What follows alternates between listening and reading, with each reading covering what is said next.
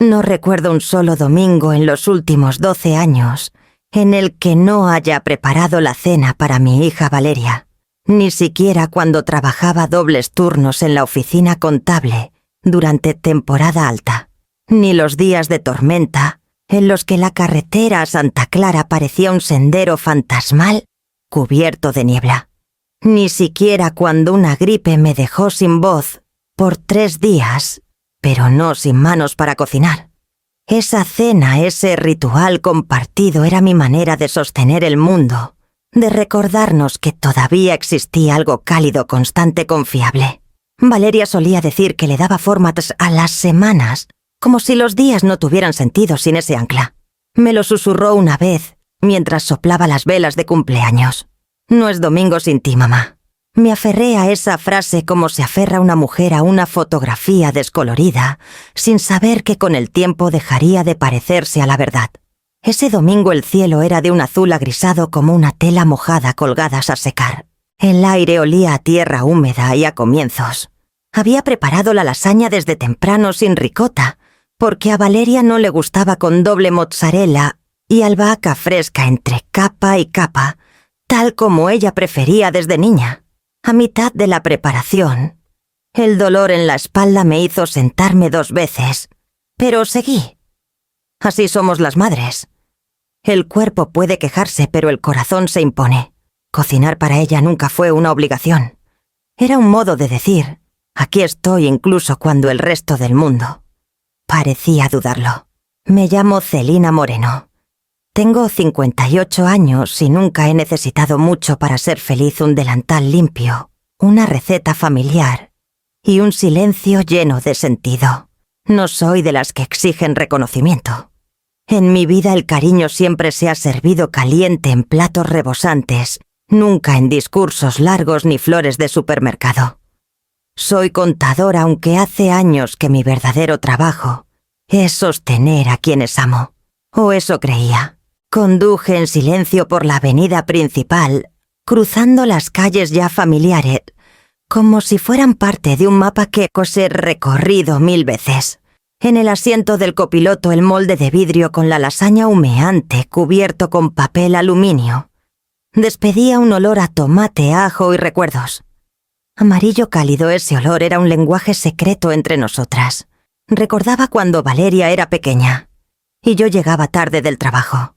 Dejaba la luz del pasillo encendida solo para que supiera que estaba cerca. Ese tipo de amor no se enseña. Se hereda. La casa de Valeria no es mía, pero la conozco como si lo fuera. Cada crujido del porche, cada rincón del jardín, cada mancha en la pared del pasillo. Estacioné detrás de la camioneta de Esteban, su esposo, cuidando de no pisar la parte rota de la banqueta. Subí los escalones con familiaridad, 1, 2, y el tercero siempre un poco desajustado.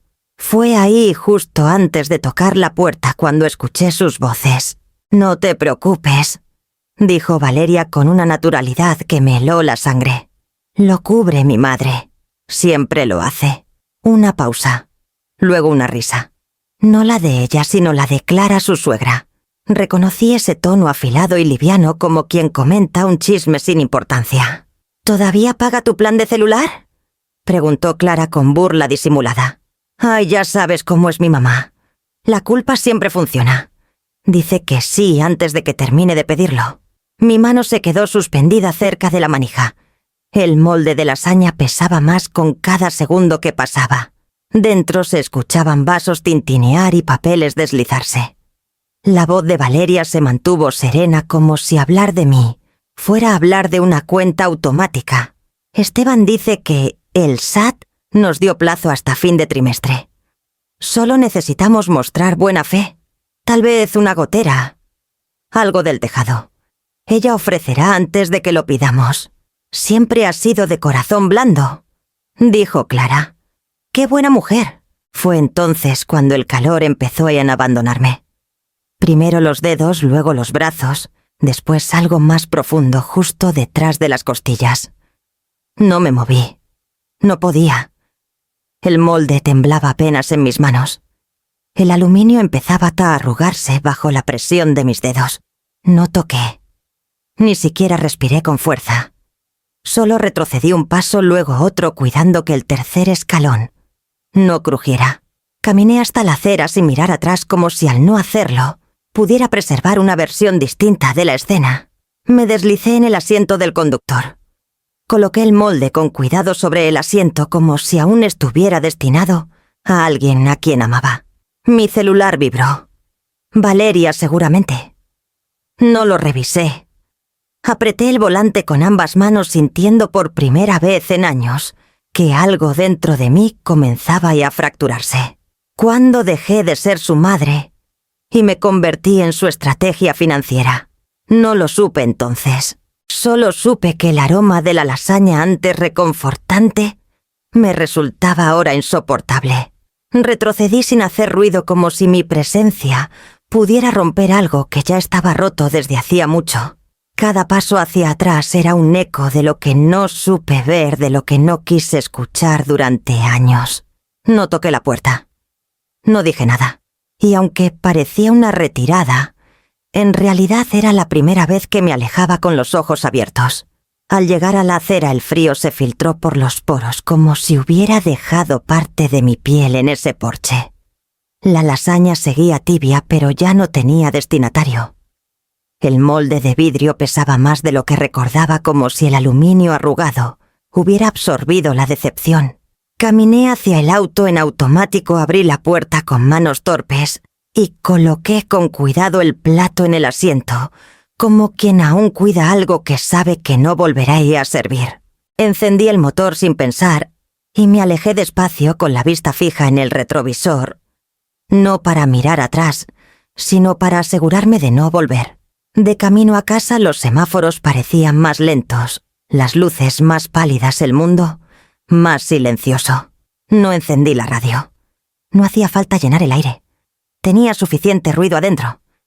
Intenté recordar cuándo comenzó el desequilibrio, en qué momento exacto pasé de ser madre a convertirme en solución, en fondo de emergencia, en garantía emocional. No hubo un día ni una frase.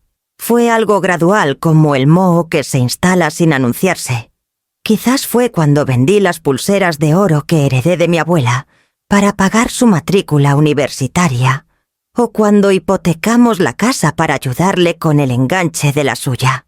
Tal vez fue antes, cuando pagué la recepción de su boda, sin consultar, solo porque vi la vergüenza en su rostro al saber que la familia de Esteban no podía cubrir más que una comida sencilla. Nunca lo pensé dos veces. No era dinero, era amor. O eso creía. Como aquella vez en que se enfermó en la universidad y me pidió que le llevara una sopa. Crucé 3 ciudades con un termo y una manta. Me dijo que yo era demasiado y lo tomé como un cumplido. Cada vez que dijo mamá, solo esta vez yo asentí antes de que terminara la frase. Y cuando no decía nada, igual lo hacía. No necesitaba pedirlo. Conocía sus silencios. Aprendí a leer sus necesidades antes que ella misma. Pero esta vez no había silencio que leer. Solo una frase directa, sin titubeos. Lo cubre mi madre. Siempre lo hace. Como si yo fuera una institución, un plan de respaldo, un número más en su hoja de cálculo. No dolía solo por lo dicho, sino por la certeza con la que lo dijo. Como si mi generosidad fuera un recurso explotable, algo previsible, garantizado. Aparqué frente al edificio sin apagar el motor de inmediato. Las luces del departamento estaban apagadas, como si la casa también supiera que no tenía sentido esperar. Subí con los zapatos aún húmedos del pavimento, el abrigo sin quitar y una lasaña intacta que ya no era bienvenida. Me senté en el sofá sin encender la luz. El silencio era denso, no incómodo. Era un testigo. Ahí en la penumbra sentí el peso de los años ofrecidos sin condición. Me pregunté cuánto de mí había entregado por completo, sin medida. ¿Y por qué? ¿Por amor? ¿Por culpa? ¿Por costumbre? Fui a la cocina no por hambre, sino por hacer algo. Abrí el refrigerador y me quedé mirando los estantes vacíos, como si contuvieran respuestas. No lloré. Eso me sorprendió. Ni un nudo en la garganta. Solo una sensación hueca, como si lo inevitable por fin hubiera llegado, y ya no hiciera falta resistirlo. Me recargué en la barra con los brazos cruzados contemplando la sombra que proyectaba la lámpara del pasillo. Ahí, en voz baja, me escuché decir una frase que no había dicho nunca. Creo que ya no quiero ser su madre. No significaba dejar de amarla.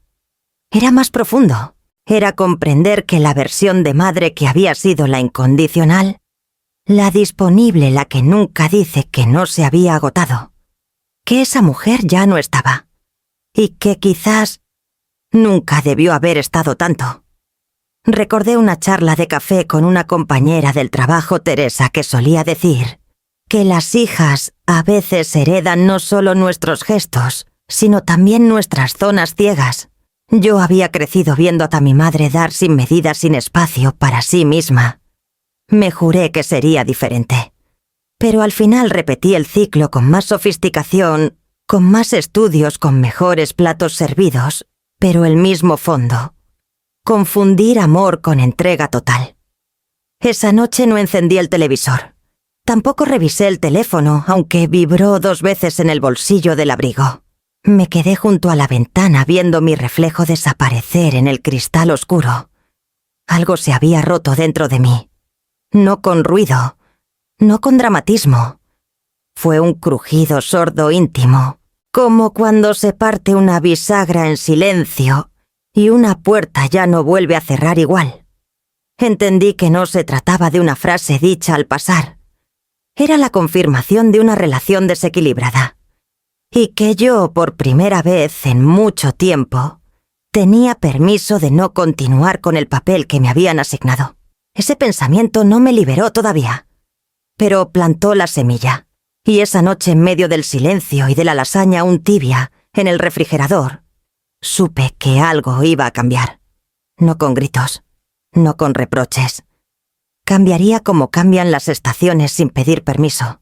La madrugada llegó sin que me diera cuenta.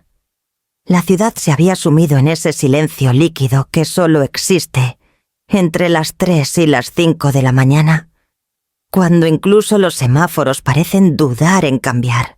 Yo seguía despierta sentada en la cocina con una taza de té ya frío entre las manos. El vapor se había disipado hacía horas, pero el impulso de moverme no había regresado. Era como si el cuerpo se resistiera a aceptar que algo estaba por empezar. O por terminar. Me levanté sin hacer ruido. Abrí la laptop que llevaba meses sin usarla del trabajo remoto que alguna vez compartí con Valeria cuando organizábamos nuestras finanzas en conjunto. El fondo de pantalla aún mostraba una foto de ella en su boda sonriendo al sol, con esa felicidad luminosa que en su momento me pareció sincera. En esa época pensaba que yo era parte de esa sonrisa. Ahora no estaba tan segura. Entré primero a mi cuenta bancaria principal. La navegación era automática, casi reflejo. Al abrir la sección de beneficiarios, ahí estaba su nombre. Valeria Moreno Luján. Su fecha de nacimiento, su correo, sus datos fiscales. Una serie de casillas marcadas sin cuestionamiento, otorgadas por pura fe beneficiaria secundaria. Contacto de emergencia, acceso preferente. Todo estaba intacto. Todo seguía indicando que ella tendría todo si algo me pasaba. El clic para eliminarla no pesó. Fue rápido como arrancar una tirita. Pero lo que vino después fue distinto. Fui a mi otra cuenta, la de inversión. Ingresé mis datos, me enviaron un código de seguridad al móvil. Lo introduje. En la sección de notificaciones encontré algo que me detuvo. Había un historial de accesos desde hace meses, incluso años. Revisé la actividad, un par de movimientos que yo no recordaba haber hecho: descarga de reportes, modificación de dirección secundaria, vinculación de correo alternativo. Fruncí el ceño.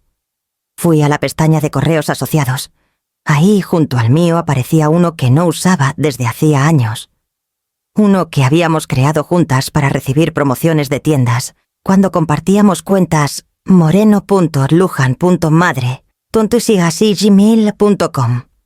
Un nombre tierno de esos que parecen inofensivos. Pero no era inofensivo. La última modificación con ese correo databa de 2 semanas atrás. No recordaba haber ingresado a esa cuenta desde que cambié de móvil. Fue entonces cuando me di cuenta. Valeria había accedido. Había usado esa dirección para recuperar contraseñas para entrar a espacios que creí privados. No porque necesitara hacerlo. No porque yo se lo hubiera negado. Sino porque sabía que podía. Porque conocía mis costumbres, mis descuidos, mis tendencias a confiar. El descubrimiento no me hizo gritar ni llorar. Fue otra clase de dolor, uno más frío, más seco. Me dolió como duelen las traiciones pequeñas, las que se construyen con acciones minúsculas que juntas dibujan una verdad incómoda. No me lo pidió. No me avisó. Solo lo hizo con la tranquilidad de quien cree que todo le pertenece por derecho. Apagué esa cuenta. Cerré la sesión y la eliminé de todos mis dispositivos. Luego comencé a cambiar las contraseñas una por una. Dejé atrás las respuestas obvias, el nombre de su primer peluche en mi ciudad natal, la fecha de nuestra primera casa. Escribí combinaciones largas con caracteres que no decían nada imposibles de recordar sin ayuda. Activé la verificación en 2 pasos. Añadí alertas por actividad sospechosa. Me tomé mi tiempo. Cada campo que completaba era una reafirmación silenciosa no más. Fui hasta mi archivo físico, el cajón donde guardaba los documentos importantes. Revisé copias de seguros, actas notariales, papeles de pensiones. Me detuve en una carta de intención testamentaria que nunca firmé. En ella también figuraba Valeria como única heredera. Pensé en romperla, pero la devolví a su carpeta. No hacía falta destruir. Solo necesitaba no reafirmar. Eran casi las 6 cuando cerré la laptop. La luz del amanecer empezaba a colarse por las rendijas de la persiana. Mi espalda dolía, los ojos me escocían, pero sentía algo parecido a la paz. No era alegría. Era orden. Como si después de años de vivir en una casa llena de papeles apilados, por fin hubiera encontrado un sistema. No iba a decirle nada. No iba a enviar un mensaje ni un reproche. Lo mío había sido siempre el silencio, pero esta vez, ese silencio no venía de la resignación, venía de la claridad, de entender que para protegerme no hacía falta discutir. Solo cerrar la puerta con llave y guardar la copia en otro sitio. Hay una forma de amar que se anticipa, que no espera la petición, que no pregunta, que actúa con la intuición de quien conoce el temblor detrás de una sonrisa o el titubeo en una frase lanzada al pasar. Durante años esa fue mi manera de estar presente. No porque me lo exigieran, sino porque yo misma lo asumí. Porque pensé que ese era el amor verdadero, llegar primero, resolver antes, sostener sin condiciones. Pero lo que nunca comprendí del todo es que ese tipo de amor, cuando se vuelve costumbre, deja de parecer amor y se transforma en deber. Y los deberes con el tiempo se exigen. Recordé cuando Valeria me llamó llorando desde el campus. Se le había roto el portátil en medio de la semana de exámenes y el centro de cómputo estaba colapsado. Ni siquiera me pidió ayuda. Solo dijo: «No sé cómo voy a ir». Esa misma tarde conduje 5 horas hasta la universidad, con una caja en el maletero, dentro un nuevo portátil, una manta y galletas caseras. Cuando me vio no dijo gracias. Dijo: «Sabía que vendrías». Lo dijo con una sonrisa, sí, pero también con la certeza de quien ya no duda de que su necesidad siempre tendrá respuesta. Lo mismo ocurrió cuando me confesó meses antes de su boda que la familia de Esteban solo podría cubrir una recepción modesta, muy íntima. Dijo, aunque la palabra sonó más a resignación que a convicción. Yo no esperé a que pidiera. Fui al banco, retiré el dinero del bono anual, cancelé un viaje pendiente y firmé el cheque que permitió la cena elegante, las luces en el jardín, la música en vivo. Recuerdo la noche del evento cómo me senté sola en una mesa cercanas a la pista de baile, viendo a los invitados brindar, mientras Valeria, vestida de blanco y felicidad, Me lanzaba una sonrisa desde lejos. Nadie supo que la floristería, el DJ y hasta el servicio de ballet estaban pagados con mi cuenta. Ni siquiera ella lo mencionó después. Tampoco lo hizo cuando años más tarde decidieron intentar ser padres y comenzaron con los tratamientos de fertilidad. Sabía que eran caros. Sabía que Esteban tenía deudas del máster. Valeria me habló con voz suave, dibujando rodeos, diciendo que no sabía si podrían seguir con los ciclos. Al día siguiente transferí una suma considerable a su cuenta con el asunto Esperanza. No dijo nada entonces, solo mandó un emoji de corazón. Y yo, tonta de mí, sentí que era suficiente. Hubo otras veces, demasiadas, cuando tuvieron goteras en el techo, cuando el coche se averió, cuando Valeria necesitó ropa nueva para su entrevista en la firma de abogados. Siempre me adelantaba. Siempre lo cubría. No porque me sobrara el dinero, sino porque me sobraba amor. O eso creía. Pero ahora, viéndolo con la distancia que permite el dolor, me doy cuenta de que confundí entrega con lealtad.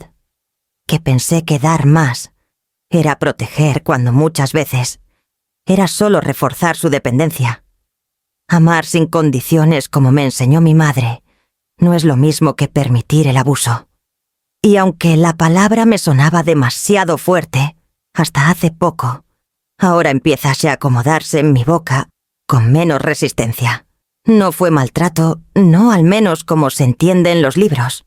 Fue algo más sutil, una erosión constante, un desgaste invisible, la certeza de que siempre estaba disponible, de que nunca diría que no. Mientras repasaba cada una de esas escenas, me sentí ridícula. ¿Cuándo fue que me volví invisible dentro de mis propios gestos? ¿Cuándo mi generosidad dejó de ser virtud y se convirtió en herramienta? Tal vez fue desde el principio, cuando Valeria era pequeña y yo corría a cada estornudo, a cada susto nocturno, anulando el espacio para que aprendieras a resolverse sola. Tal vez fui yo quien sin querer sembró esa lógica mamá siempre puede. Esa mañana, con la taza de café ya fría sobre la mesa, hice una lista en un cuaderno viejo. No de gastos, ya no importaban las cifras, sino de momentos. Cada uno en que me anticipé. Cada uno en que fui más allá. Cada uno en que dije sí, antes de que la frase llegara completa. Lo escribí no para reclamar, sino para ver, para reconocerme, para trazar un mapa del lugar exacto donde me había perdido. Y mientras escribía, comprendí algo simple y brutal. No todos los gestos de amor son buenos si no tienen límites. Que amar sin condiciones no significa aceptar condiciones injustas. Y que el amor verdadero, el que construye, no es el que se da antes de que lo pidan, sino el que se ofrece con libertad, no con automatismo. Esa lista, sin quererlo, se volvió mi primer acto de frontera. No era una declaración de guerra ni una carta de despedida. Era solo un inventario íntimo. Un basta escrito con tinta azul. Y aunque nadie lo leería, aunque Valeria nunca lo sabría, yo sí. Yo lo estaba leyendo por fin. Y eso por ahora era suficiente. Las decisiones grandes no siempre empiezan con un portazo ni con una epifanía. A veces nacen de gestos pequeños: borrar un correo, cambiar una contraseña, cerrar una carpeta compartida. Esa mañana, después de repasar la lista de momentos en los que me anticipé al dolor de los otros, abrí el portátil con la misma calma con la que una mujer se quita el anillo tras una ruptura. No era rabia, era claridad. Un acto casi administrativo. La primera acción fue sencilla: cerrar la carpeta compartida de Dropbox que Valeria y yo usábamos para organizar la vida, como ella decía. En su momento, esa carpeta guardaba desde presupuestos familiares hasta contraseñas conjuntas de cuentas compartidas. Netflix, el seguro del coche, la membresía de Costco. Cada archivo era un hilo más de una telaraña que yo había tejido con amor y que ahora comenzabas a desenredar con firmeza. Eliminé su acceso. Cambié las claves. Archivé lo esencial en un disco duro y lo guardé en el fondo del cajón. No lo necesitaba, pero tampoco quería perderlo. A veces guardar también es una forma de protegerse, no de apegarse. Después me dediqué a las cuentas bancarias. Activé alertas de actividad inusual doble autenticación en cada una y revisé con detenimiento todos los dispositivos autorizados. Me sorprendió encontrar su viejo iPad aún vinculado a mi cuenta de ahorro, algo que habíamos hecho por si acaso años atrás. Fue solo un clic, pero ese clic me dejó temblando los dedos.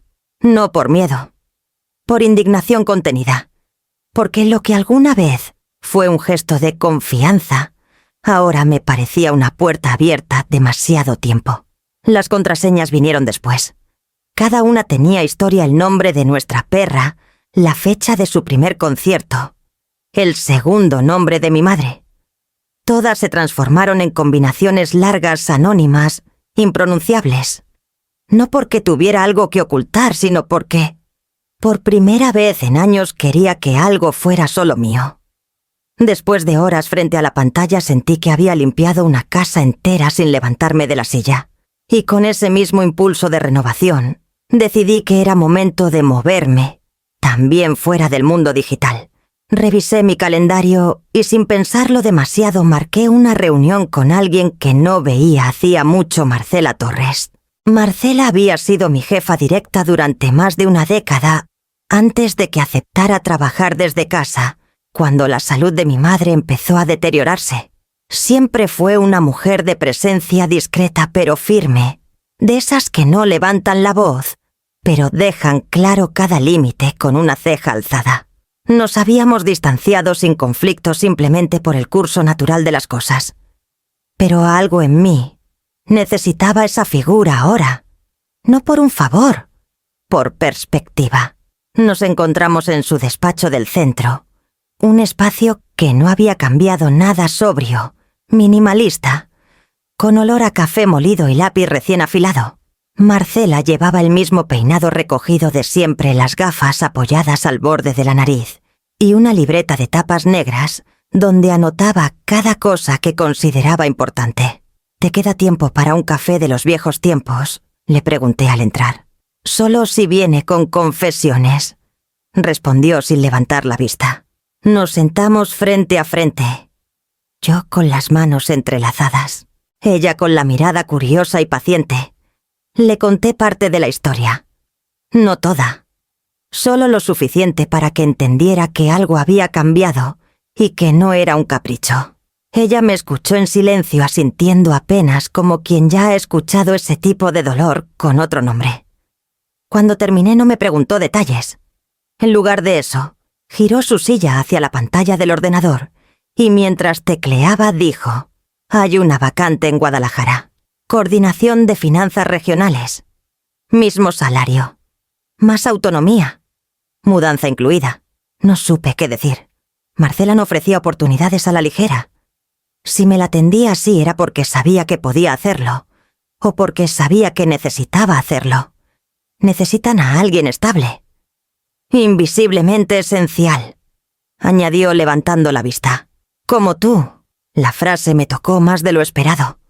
No por la oferta, sino por la forma en que la dijo.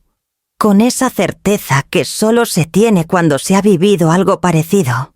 Tendrías que decidir pronto. Pero... hizo una pausa esta vez. Más personal. No creo que quedarte aquí te esté haciendo bien. Su voz no tenía juicio, solo experiencia. Hubo un segundo de silencio. Entonces, como quien deja caer una piedra en un estanque tranquilo, añadió: «Mi hermana y yo no nos hablamos desde hace 5 años.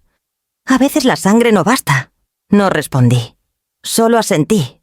La información se quedó suspendida entre nosotras sin dramatismo. Marcela no era de compartir. Si lo hacía era porque entendía algo que iba más allá de la lógica laboral. Salí de la oficina con la tarjeta del Departamento de Recursos Humanos en el bolsillo y una lista nueva en la cabeza. No con tareas ni claves, sino con una pregunta que sí que empezaba a hacer eco. ¿Y si esta vez por fin viviera solo para mí?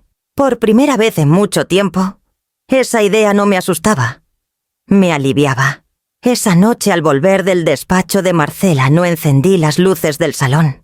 Caminé a tientas hasta la cocina, encendí solo la lámpara sobre la encimera y me senté con la espalda recta como si necesitara que el cuerpo entendiera, antes que la mente, que algo estaba por definirse. No abrí el portátil, no toqué el teléfono. Solo me quedé allí escuchando el zumbido leve del refrigerador, sintiendo que el aire alrededor se había espesado. Con la decisión que aún no decía en voz alta, me iba. No era una fuga, no era un castigo, era otra cosa. Un movimiento que nacía de una certeza sin estruendo. Lo supe al ver la tarjeta de recursos humanos sobre la mesa con la dirección de Guadalajara, escrita en tinta azul. Pensé en lo que significaría empacar, dejar atrás, no solo objetos, sino versiones de mí misma. Y no sentí vértigo. Sentí orden. Como si por fin todo empezara a alinearse. Subí al dormitorio sin prisa. Abrí el armario. Observé los estantes llenos de ropa que no usaba desde hacía meses, abrigos que esperaban, inviernos que ya no me interesaban.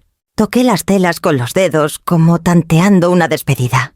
Luego me detuve ante una caja de cartón que guardaba en el fondo, donde había metido sin intención clara algunos recuerdos de Valeria niña, dibujos, boletines, fotografías con bordes gastados.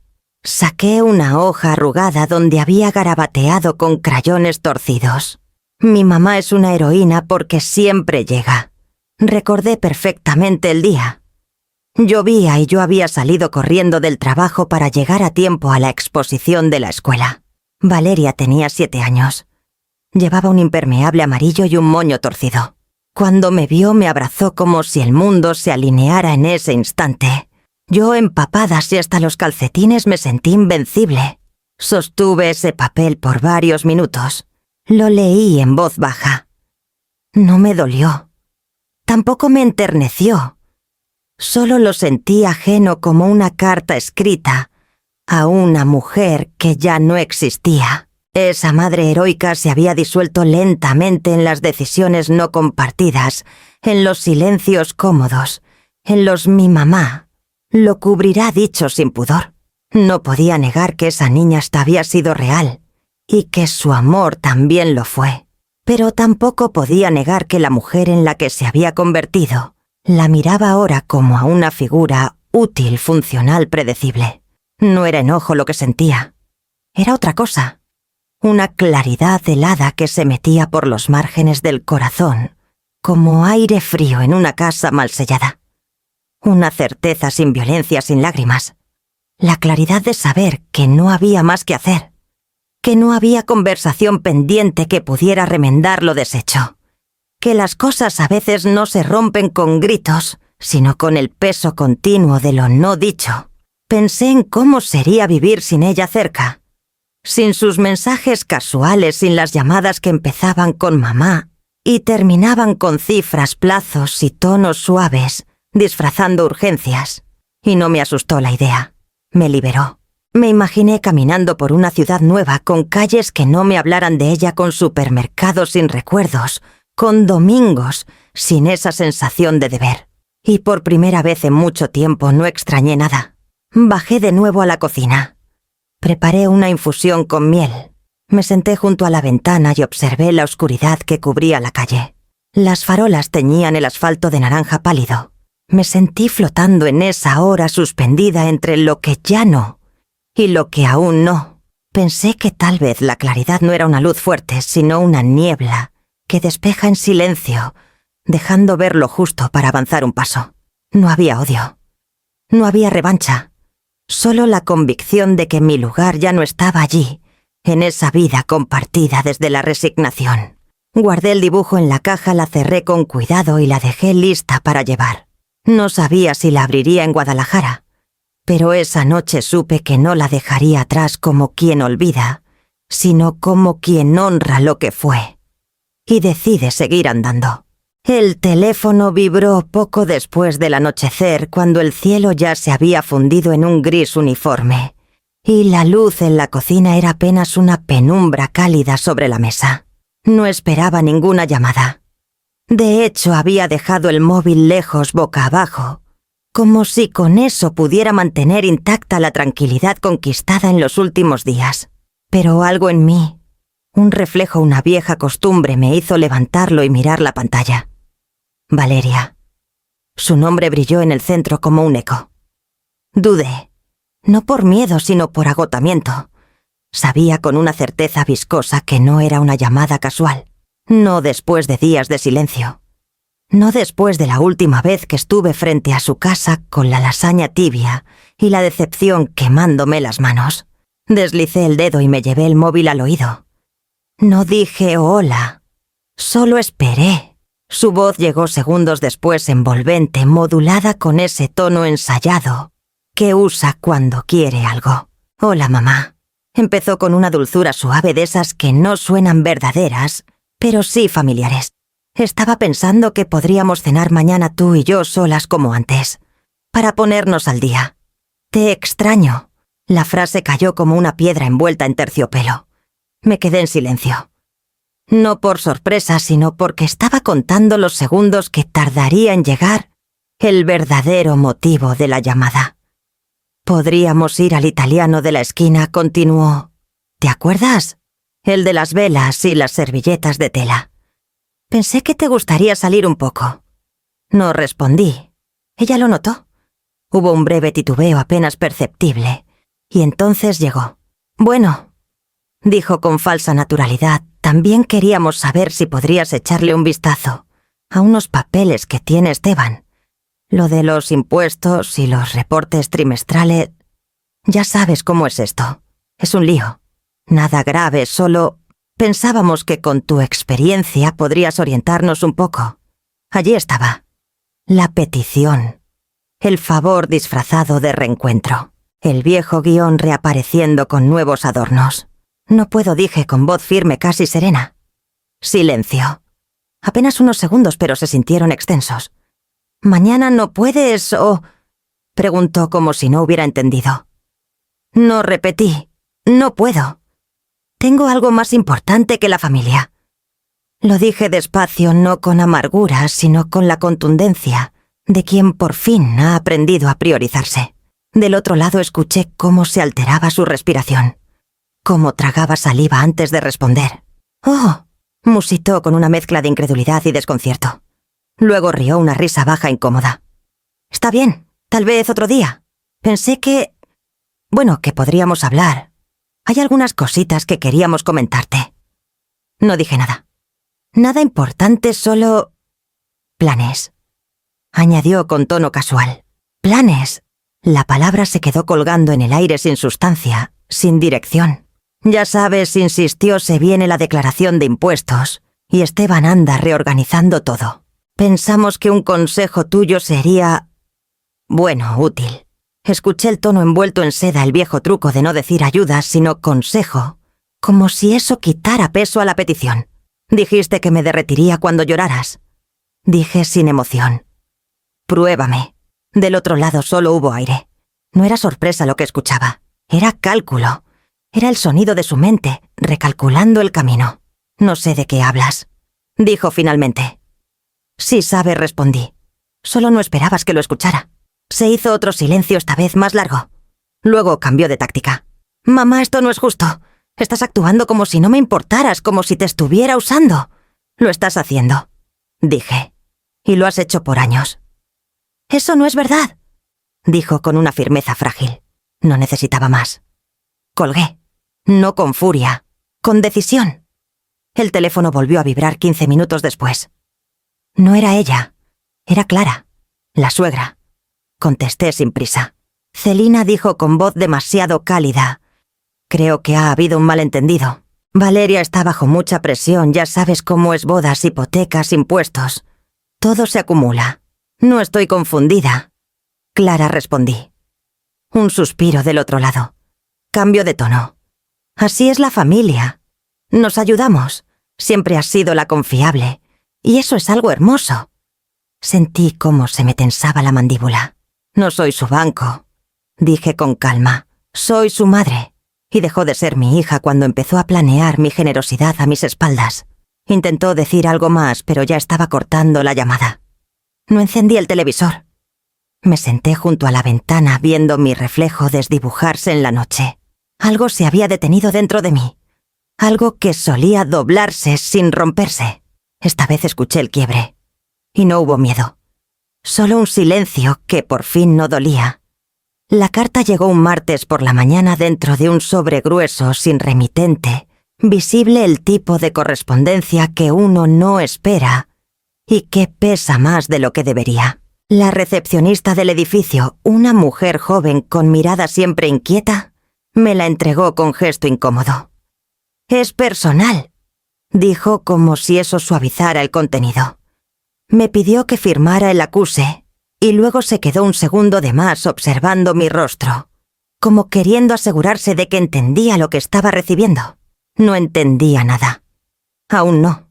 Subí con el sobre en la mano sin abrirlo, sin adivinar, solo sintiendo cómo su peso se transfería a los músculos del brazo como una advertencia. Me senté en la cocina junto a la ventana y lo coloqué sobre la mesa con cuidado, como si pudiera explotar. Lo observé unos minutos esperando una señal absurda que me dijera que todo era un malentendido. Luego, con manos firmes, rompí el borde y saqué los documentos. Había al menos 20 páginas todas redactadas en un lenguaje formal, rígido, tan frío como la mañana que se colaba por las rendijas de la persiana. Encabezaban la demanda a Valeria Moreno Luján y Esteban Salazar Benet. Me acusaban con una contundencia jurídica que me resultaba surreal, de haber otorgado préstamos verbales con expectativa de reembolso, que según ellos yo ahora estaba usando como argumento emocional para retirarme de mi rol familiar. Enumeraban cada transferencia, cada cheque, cada ayuda desde la Universidad de Valeria hasta el pago inicial de su casa, pasando por los tratamientos de fertilidad y las contribuciones mensuales sistemáticas. Incluso había una línea subrayada que decía: «El retiro repentino del apoyo financiero ha desestabilizado de forma significativa los ingresos de la familia Salazar Moreno». Por un momento solo pude leer y releer esa frase. No lloré, ni siquiera parpadeé. Simplemente reí. No fue una risa de alegría. Fue esa clase de carcajada que se escapa cuando la realidad excede el límite de lo absurdo. Una risa hueca seca que no tiene sonido en el alma, pero que brota como reflejo de algo que ha dejado de doler. Me cubrí la boca con una mano y me incliné hacia adelante como si el cuerpo entero necesitara vaciarse de esa incredulidad que no encontraba otra salida. Volví a los documentos. Había declaraciones anexas. Una de ellas firmada por Martín Moreno, mi exmarido, el padre de Valeria. Decía en términos fríos y burocráticos que recordaba con claridad múltiples conversaciones en las que yo afirmaba que el dinero que entregaba a nuestra hija era un apoyo temporal que en algún momento se reembolsaría. Martín, que nunca estuvo presente en ninguna de esas entregas, que no supo de las noches en vela, de los traslados urgentes, de los sacrificios silenciosos. El que había desaparecido cuando Valeria tenía 12 años y solo regresó cuando la boda lo convirtió en figura obligatoria.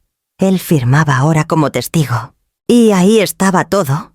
La alianza estratégica, la construcción de una narrativa que me borraba, que me convertía en una caricatura de mujer manipuladora que usaba el dinero como arma emocional.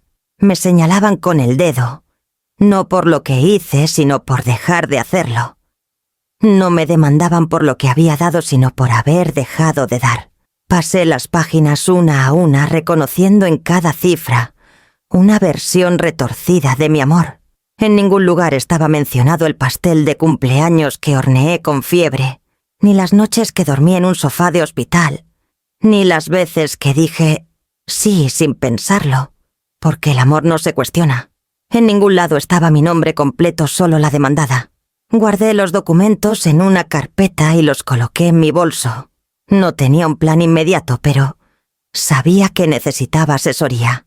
No porque creyera que tenían razón, sino porque había cruzado una línea. Ellos no yo. Marcela me contestó el mensaje al mediodía. Me dio una dirección, un nombre, y me dijo: ella no es barata, pero es quirúrgica. La necesitas. A las 4 en punto estaba en el despacho de Lorena Vega, una mujer delgada, de ojos oscuros y postura recta como una espada. Me recibió sin protocolo. Me ofreció agua. Me pidió que hablara. Y hablé. Le conté todo. La conversación en el porche, la retirada, las cuentas, las llamadas, la claridad, el sobre, la risa. Escuchó sin interrumpirme, solo con las manos cruzadas sobre el escritorio y una ceja ligeramente levantada. Cuando terminé, tomó los papeles, los leyó sin prisa y al final los dejó sobre la mesa como quien deja una prueba más de lo evidente. No quieren tu dinero, dijo sin mirarme aún. Quieren controlar tu narrativa. La miré. Ella sostuvo mi mirada.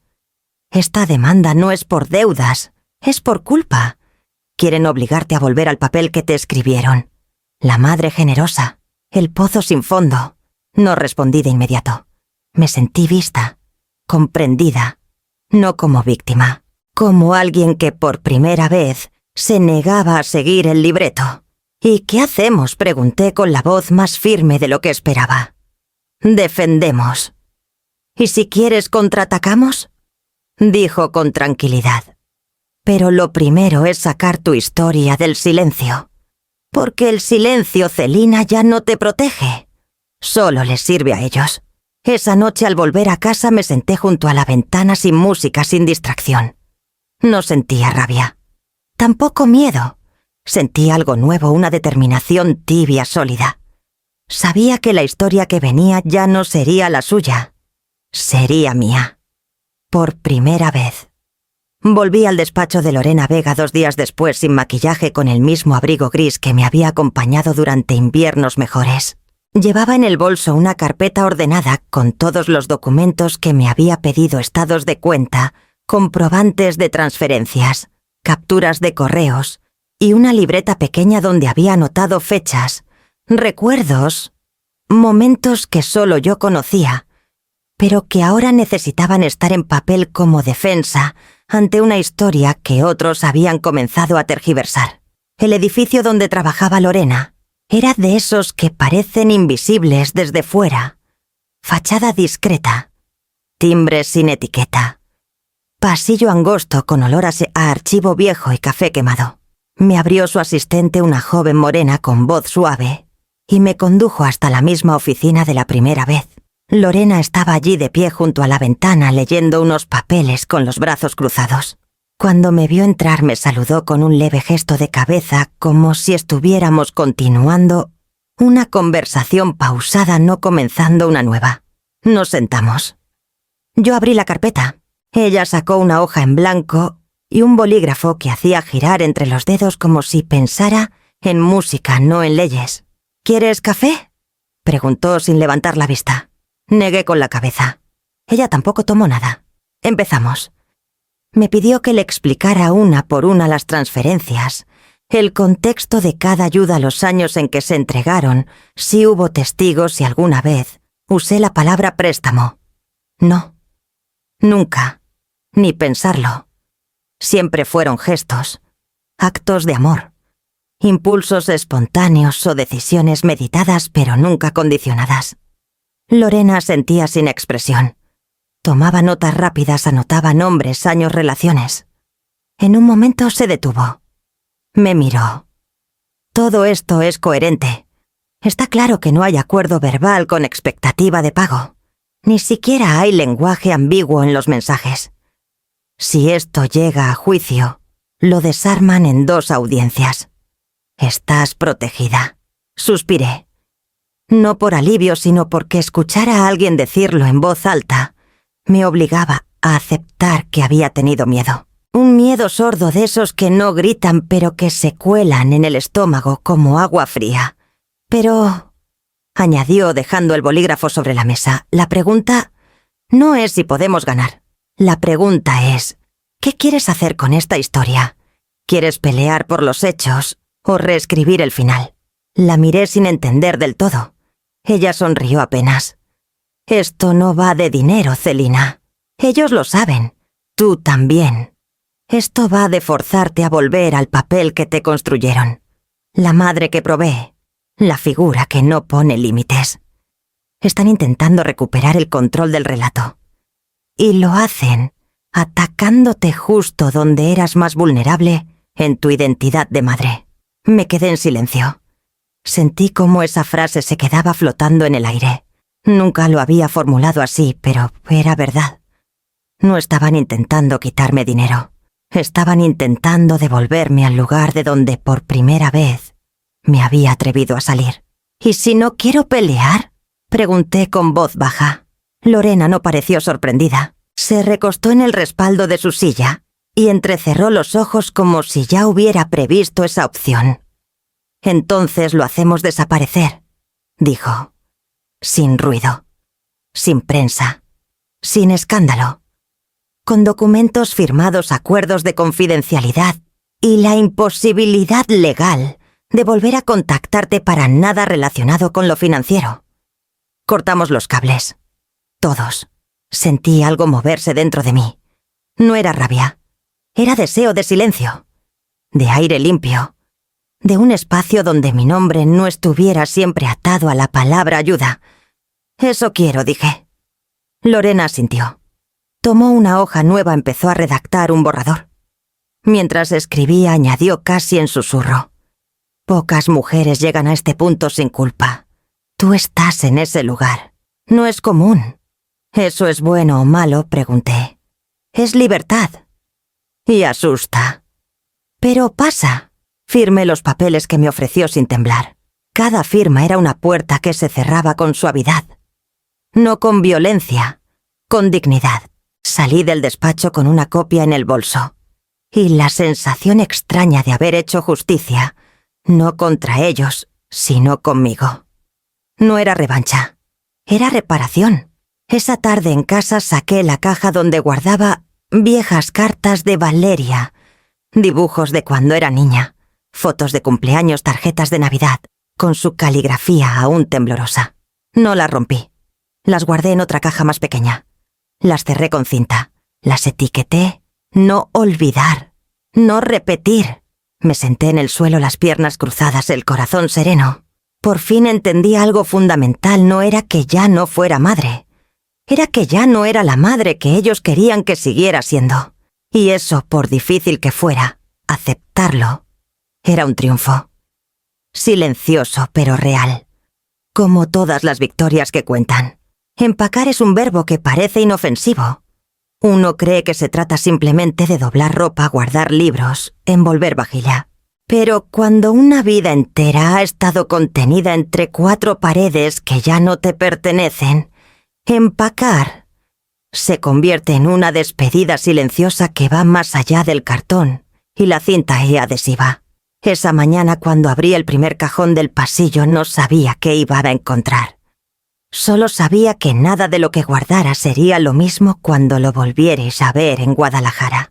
Empecé por lo más neutro: sábanas, toallas, velas, sin encender adornos de Navidad, aún en sus cajas. Separé las cosas en 3 montones: lo que llevaba, lo que donaba, lo que no volverías a tocar. Cada objeto pasaba por mis manos como un juicio. Algunas cosas me sorprendían por lo fácil que era dejarlas ir. Otras me detenían sin saber por qué. Una bolsa de regalo vacía, una servilleta con una nota garabateada, una cuchara de madera con el mango astillado. Pequeños fragmentos de lo que fui. Cuando llegué al cuarto de huéspedes, ese donde ya nadie dormía desde hacía más de 1 año, me encontré con una caja bajo la cama. Era de cartón gris sin etiquetas, cubierta por una capa fina de polvo. La abrí con precaución, como si fueras a encontrar algo que aún pudieras hacerme daño. Y lo hice. Dentro había una pila de sobres. Sobres cerrados. Sobres con mi letra. Cartas de cumpleaños, felicitaciones de aniversario, postales de Navidad. Todos los que había enviado a Valeria y Esteban desde que se mudaron a su nueva casa. Ninguno estaba abierto. Me senté en el suelo con ellos sobre el regazo. Leí los destinatarios, las fechas, los pequeños dibujos que a veces agregaba en una esquina. Recordé cada momento en que los escribí, la noche en que nevaba, y les deseé calor y compañía el día que cumplían 5 años de casados, y les escribí sobre la importancia de cuidarse incluso cuando no se entienden. Ninguno de esos mensajes había llegado a destino. Todos se habían quedado en el sobre intactos. Inútiles. No lloré. Solo me quedé ahí en silencio, sosteniendo el peso del esfuerzo, que no había encontrado eco.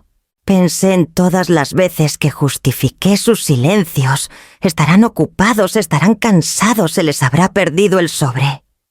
Pero no. Estaban intactos, sellados con intención. Era una forma de respuesta. No abrir también es decir algo. Me puse de pie con lentitud. Guardé los sobres en una bolsa aparte, no por apego, sino porque todavía no sabía si debía destruirlos o conservarlos como advertencia. Continué con la cocina. Limpié estantes, tiré especias caducadas, clasifiqué frascos, enrollé cables de electrodomésticos. Entonces lo vi. Detrás de una bandeja para hornear que ya casi no usaba, estaba el molde de lasaña, el mismo que había preparado aquella noche, el mismo que había colocado con cuidado en el asiento del copiloto, el mismo que no llegó a destino. Estaba limpio, tan limpio que parecía nuevo, pero yo sabía que no lo era. Lo había lavado al volver aquella noche en silencio, sin pensar con movimientos mecánicos. Lo había guardado como si algún día volviera a necesitarlo, como si aún quedara la posibilidad de cocinar para ella, de volver a esa ficción en la que la comida era un puente. Lo saqué del mueble. Pesaba lo justo, lo suficiente para que la memoria se hiciera presente. Pasé los dedos por el borde. Recordé todas las cenas que había horneado con esperanza, todas las veces en que creí que el amor era algo que se cocinaba, se recalentaba y se servía con una sonrisa. No dudé. Caminé hasta el bote de basura. Levanté la tapa. Dejé caer el molde con un golpe seco. No había rabia en el movimiento. Solo liberación. Cerré la tapa con firmeza y respiré hondo. En esa cocina donde durante años el aroma del ajo y la albahaca había sido sinónimo de hogar, por primera vez sentí que el aire era mío. Volví al dormitorio. Fui cerrando las cajas con cinta gruesa, marcando con rotulador negro lo esencial. Ropa invierno, papelería, objetos frágiles. Dejé una sin cerrar como señal de que todavía había espacio para lo inesperado.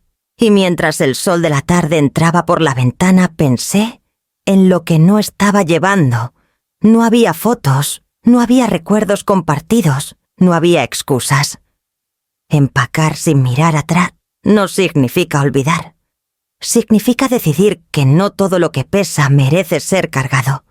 Y yo por fin había aprendido a elegir. El departamento en Guadalajara era pequeño, pero luminoso. Tenía ventanales amplios que daban al río, y a ciertas horas del día, el reflejo del agua se proyectaba sobre las paredes, como si alguien soplara luz líquida desde afuera. Lo elegí porque no se parecía a nada que hubiese habitado antes, sin molduras familiares, sin azulejos antiguos, sin la sombra de conversaciones que ya no quería repetir. Los muebles llegaron en un camión discreto 3 días después de mi mudanza. Los coloqué uno a uno sin ayuda, con paciencia y criterio. Solo lo necesario. Un sofá cómodo, una mesa de trabajo junto a la ventana, una estantería baja con libros bien escogidos. No puse mesa de comedor. No la necesitaba. Ya no preparaba cenas para otros, ni cubiertos múltiples, ni manteles de flores que combinaban con servilletas de tela. En este nuevo espacio, los domingos ya no eran rituales de sacrificio. Eran días iguales a los martes o los jueves. Días para estar sola sin sentir ausencia. La rutina se formó despacio sin que yo la dictara. Por las mañanas salía a caminar junto al río. Había un sendero de tierra apisonada que serpenteaba entre árboles viejos y arbustos tímidos. La primera semana caminé en silencio con los audífonos colgando del cuello sin música. Solo el sonido de mis pasos de los pájaros del agua, avanzando. Había algo profundamente restaurador en observar sin apuro, ver pasar a los ciclistas a las parejas que discutían sin mirarse a los niños, que soltaban carcajadas sin motivo. Yo no intervenía. Solo existía. Empecé a trabajar en remoto desde la segunda semana. La oficina en la que había confiado Marcela me asignó proyectos simples al principio. Revisión de presupuestos, informes mensuales, conciliaciones internas. Poco a poco volvieron las reuniones por videollamada, los correos urgentes, las hojas de cálculo que se multiplicaban como conejos. Pero esta vez había una diferencia: nadie esperaba que también resolviera el mundo emocional de otros. Solo se me pedía lo que sabías a ti hacer. Y yo cumplía. Sin más, sin menos. Un viernes por la tarde entré en una librería de barrio. Había pasado frente a ella muchas veces, pero no me había detenido hasta ese día. En la vitrina un cartel anunciaba un club de lectura abierto para mujeres de todas las edades. Los encuentros eran los miércoles por la tarde, con té y pastas incluidas. Me apunté sin pensarlo. La encargada se llamaba Carmen. Era una mujer de cabello blanco y voz aguda con una energía imbatible y una risa que interrumpía sus propias frases. Me dio la bienvenida como si me conociera de antes. En el primer encuentro solo escuché. Las otras hablaban de libros, de autores, de personajes que odiaban o amaban. Había desacuerdos y carcajadas, y todo transcurría sin dramatismo. Nadie intentaba convencer a nadie. Nadie imponía autoridad. Era refrescante. La que se sentaba a mi izquierda se llamaba Amelia. Tenía manos anchas, mirada serena, y remar en kayak era su afición de los fines de semana. Me lo mencionó entre párrafos de un libro que detestaba como si fuera un dato sin importancia. A la semana siguiente me invitó a acompañarla. Dudé. No sabía remar. No me veía a mí misma dentro de una actividad física que requería coordinación. Pero fui. Me prestaron un remo corto y un chaleco deslavado. Me caí 2 veces. La primera solté un grito.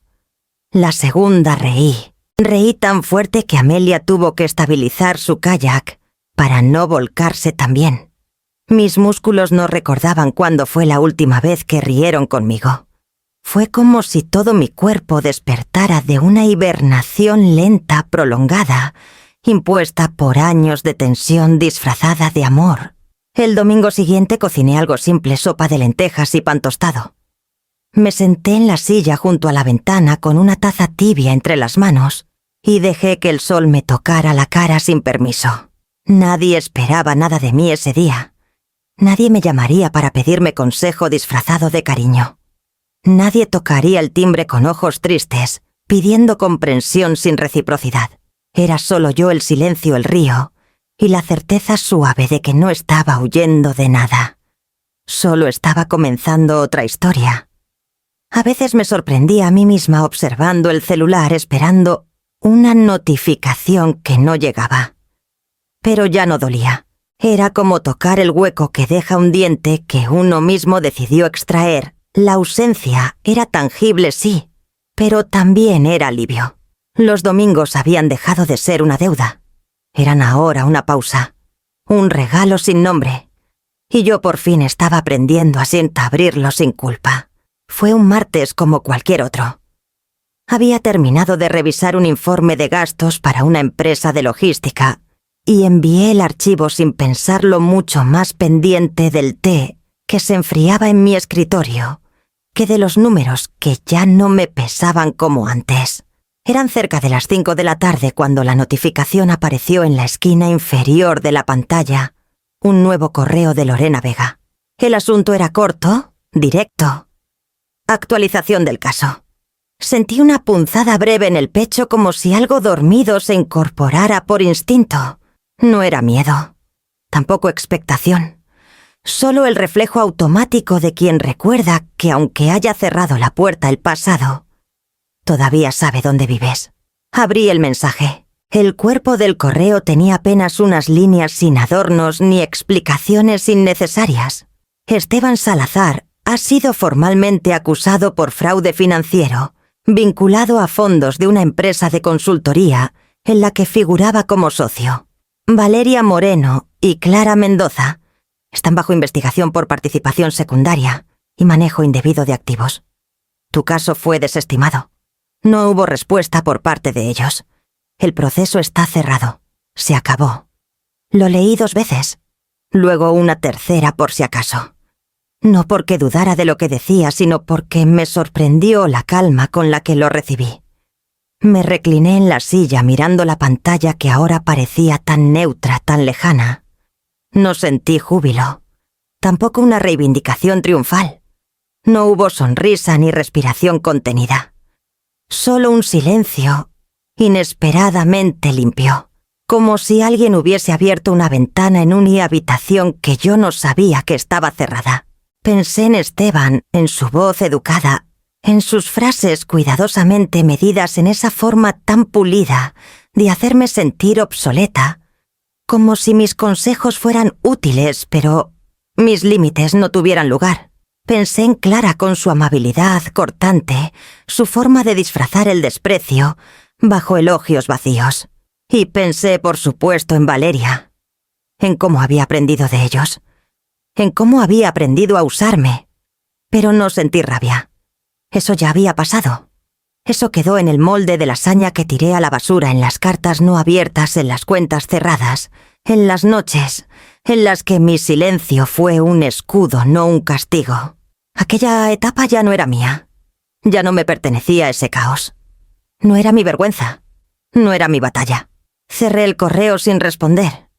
Me levanté, estiré los brazos, caminé hasta la cocina y calenté agua para una infusión. Mientras la tetera silbaba, abrí la ventana.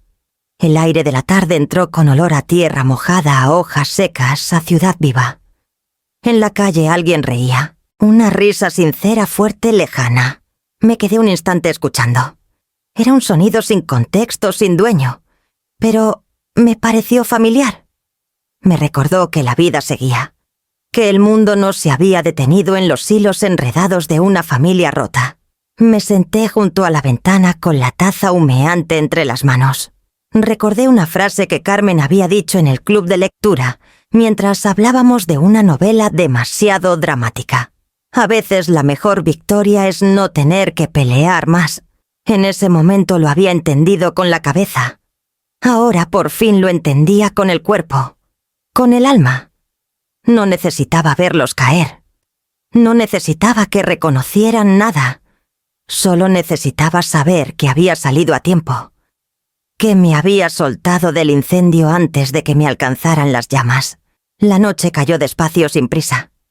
Encendí una lámpara suave, acomodé un libro sobre el regazo y empecé a leer. Una página, luego otra, pero no duré mucho. A veces la paz también cansa, pero es un cansancio amable. Apagué la luz, cerré los ojos y pensé por última vez en el correo de Lorena.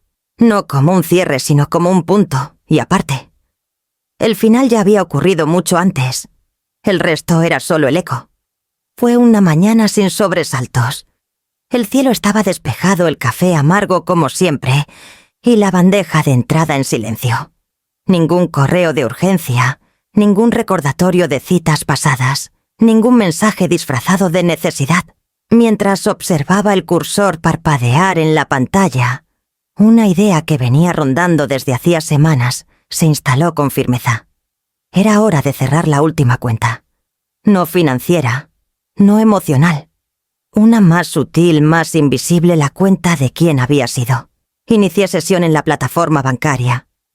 Esa que había compartido durante años con propósitos que ya no me definían.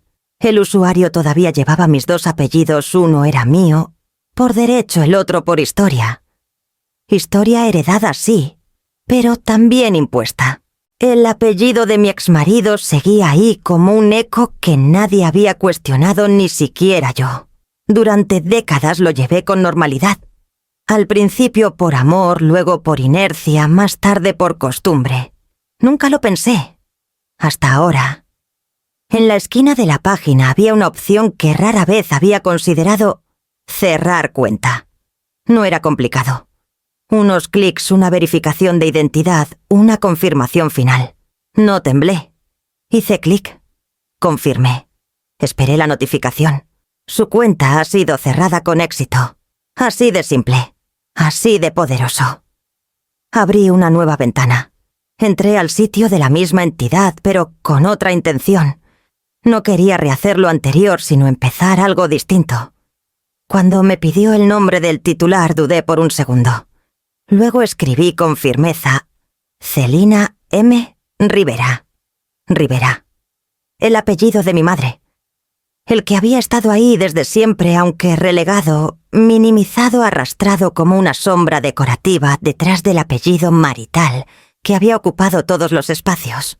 Rivera era la mujer que me enseñó a ser libre sin decírmelo. La que nunca pidió permiso para reír fuerte, la que bailaba sola en la cocina, la que leía novelas prestadas con una linterna bajo las sábanas cuando yo era niña, la que no firmó contratos pero construyó dignidad a fuerza de pasos seguros. Escoger su apellido no fue un capricho ni un gesto estético, fue un regreso, un reconocimiento, un acto de reivindicación personal. Rivera no era solo un apellido, era mi raíz, mi verdadero legado, el que nunca se quebró aunque lo ignoré tanto tiempo. Terminé de completar los datos. Nueva dirección, nuevo número de contacto, nueva firma digital. Todo limpio, todo claro. En la sección de observaciones donde uno puede escribir algo adicional, escribí 3 palabras que nadie leería más que yo. Propiedad recuperada. Mía. Cerré la computadora y respiré hondo. No había fuegos artificiales ni aplausos. Solo una sensación profunda de alineación interna, como si por fin las piezas encajaran. Me levanté, fui hasta el espejo del pasillo y me miré un largo rato. No buscaba arrugas ni canas. Buscaba algo más sutil, la mirada de alguien que ya no debía disculparse por vivir distinto. Estaba ahí, en mis ojos, en mi postura, en mi silencio. Esa tarde, al actualizar mis datos fiscales, vi por primera vez un documento oficial, con el nombre completo: Celina M. Rivera. Sonreí. No por vanidad, por pertenencia. Porque ahora incluso mi firma decía la verdad. La notificación llegó un domingo por la tarde, cuando la ciudad estaba más callada de lo habitual y el río reflejaba un cielo gris sin promesas. Era un sonido breve e insignificante, uno más entre tantos. Pero el remitente no lo era. Valeria. El nombre brillaba en la pantalla con una mezcla de pasado y peso, como si intentara colarse entre las grietas de una puerta que ya no abría. El mensaje era corto. Solo una línea, sin signos de interrogación, sin excusas extensas, sin el tono manipulador que conocía de memoria. Perdón. Sé que no lo merecíamos así. Lo leí sin sobresalto, como quien mira una fotografía vieja sin saber por qué la había guardado. No dolía, no removía, solo flotaba ahí entre el intento y el reconocimiento incompleto. Ella no decía lo siento por lo que hicimos. Solo decía que no merecían esto. Y quizás tenía razón. Quizás no merecían una madre que ya no respondieras a ese título como una obligación eterna. Pero yo tampoco merecía todo lo anterior. Pensé si debía ignorarlo. Si dejarlo sin respuesta era más justo. Pero no se trataba de justicia. Se trataba de cerrar con claridad, de no dejar el eco abierto. Así que respondí. Con calma, sin adorno, con la verdad más limpia que tenía. Espero que un día te conviertas en la hija en la que solía creer. Pulsé enviar. No esperé respuesta. Sabía que no llegaría. O si llegaba no cambiaría nada. Cerré el teléfono, lo dejé boca abajo sobre la mesa y salí al balcón. El viento era suave. En la distancia alguien tocaba una guitarra mal afinada, pero la melodía era honesta. Me pareció suficiente. Había quienes solo sabían amar si decías que sí, si cedías, si dabas sin preguntar. Había quienes confundían el amor con el acceso libre, con la disponibilidad constante. Pero eso ya no era mi papel. Yo había sido madre. Madre de verdad. De las que se quedan en los hospitales sin dormir, de las que venden joyas para pagar matrículas, de las que callan para no herir y cocinan aunque nadie llegue. Fui todo eso. Y no me arrepiento. Pero hay algo que ya no soy. No dejé de ser madre. Solo dejé de ser la suya.